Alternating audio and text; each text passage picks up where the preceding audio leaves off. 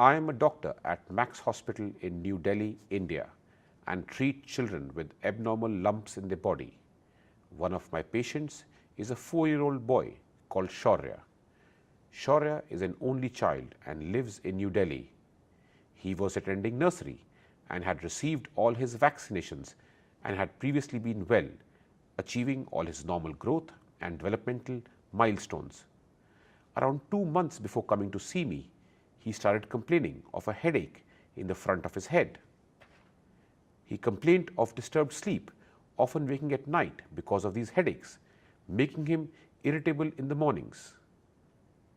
Initial assessment by his pediatrician included a normal neurological examination and did not reveal any clues. Suggestions to improve his sleep habits were given alongside a prescription of paracetamol.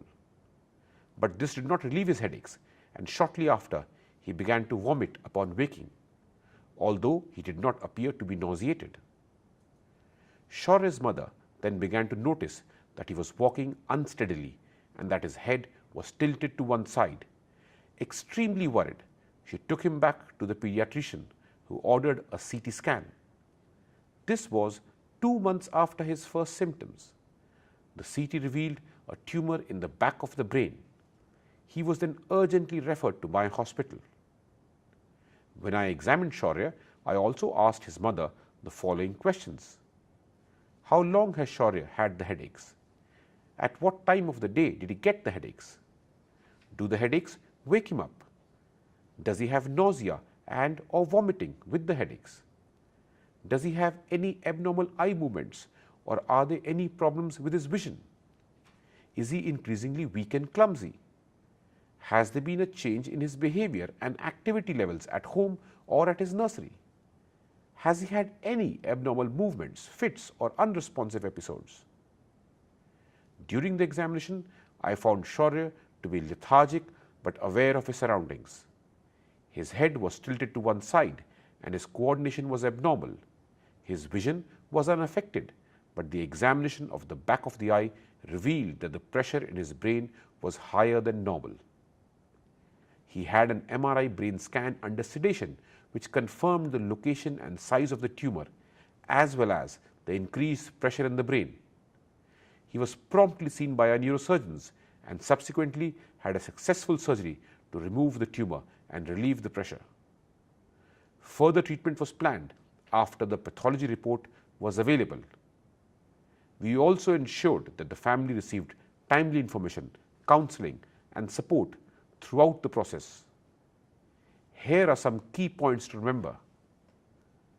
Brain tumors are the second most common childhood cancer.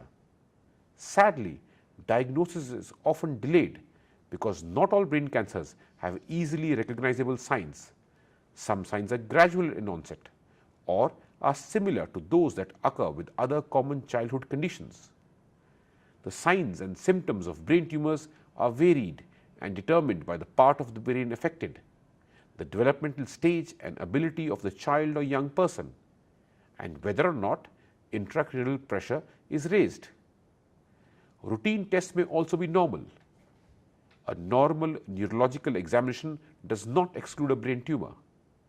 Persistence or recurrence of symptoms, presence of more than one symptom, or progression of any symptoms, abnormalities, or changes should raise the alarm to immediately refer and call in specialists.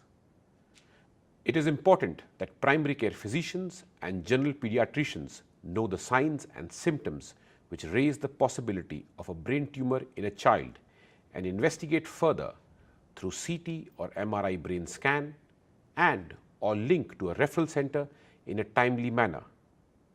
Remember, early detection of a brain tumor and timely treatment gives the child a greater chance of survival.